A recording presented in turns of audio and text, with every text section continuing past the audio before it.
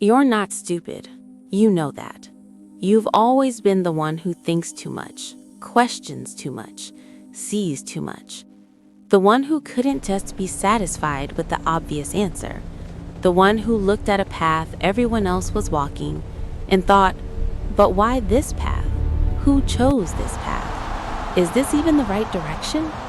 And while everyone else just walked, you stood there, thinking and falling behind, and feeling, somehow, both too much and not enough simultaneously. If that's you, this video is going to explain something that nobody ever told you.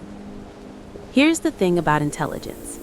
It is not just the ability to understand things faster. It is the ability to see more complexity, more possibilities, more of what could go wrong, more questions inside every answer. For most people, a decision is simple. Option A or option B. Pick one, move. For you, option A has 17 sub-options, 3 of which are ethically complicated, 2 of which conflict with things you believed last year, and 1 of which leads to a question so big you've been avoiding it for months. This is not overthinking. This is just how your brain works. And it is exhausting. But here's the part nobody talks about. The same brain that sees all of that complexity also sees through things, through the things society tells you to want, through the scripts people follow without questioning, the job that's supposed to make you happy, the milestone that's supposed to feel like arrival, the life that looks perfect from the outside and feels empty from the inside. Most people can't see that gap. You can. You've always been able to.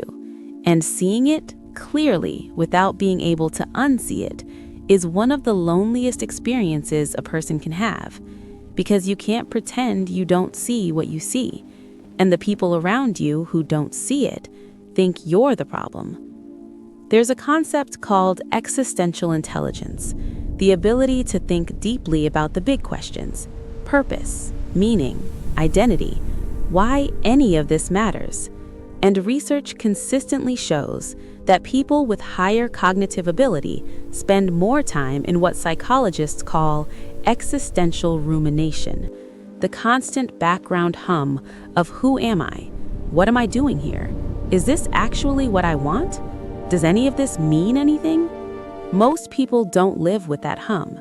It's not that they've answered the questions, they just don't hear them as loudly.